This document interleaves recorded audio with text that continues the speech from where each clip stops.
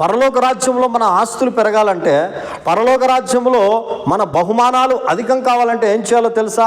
ఈ భూమి మీద ఉన్నప్పుడే ప్రభు యొక్క పరిచర్య సంపూర్ణం చేయాలి.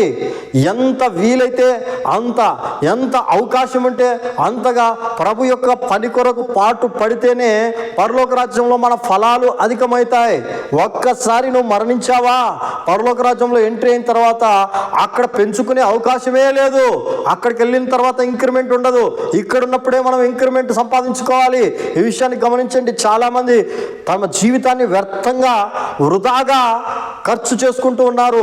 ప్రభు కొరకు ఖర్చు చేస్తే, ప్రభు పరిచర్య కొరకు, ప్రభు కొరకు పాటు పడితే పరలోక రాజ్యంలో నీ స్థానం పెరుగుతుంది. పరలోకంలో ప్రభు వారు ఇచ్చేటువంటి బహుమానాలు పెరుగుతాయి. వాటన్నిటినీ కోల్పోవాలనుకుంటే నిర్లక్ష్యంగా ఉండండి. అయితే వాటన్నిటిని సంపాదించుకోవాలంటే ఇప్పుడే సమయం ఉండగానే, యవ్వనం ఉండగానే, డబ్బు ఉండగానే, మన దగ్గర సామర్థ్యం ఉండగానే ప్రభు కొరకు పరుగున పాటు పడి పరిచర్య చేసేవారిగా మనం ఉంటే పరలోక రాజ్యంలో మన స్థానం పెరుగుతుంది.